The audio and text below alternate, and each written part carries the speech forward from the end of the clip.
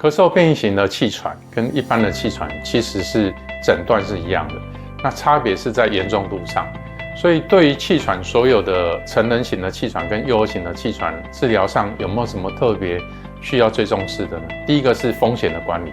也就是越严重的病人要注意到他对于生命的威胁跟疾病严重度。那轻度的气喘基本上只要治疗一段时间稳定，就可以考虑减药或停药。那咳嗽变异型气喘大部分是属于比较轻度的病人会出现的，所以只要病人的症状不严重，持续时间不长，根据国际的规定，那连续的治疗西药3到6个月，那症状如果稳定，就可以考虑减药或停药。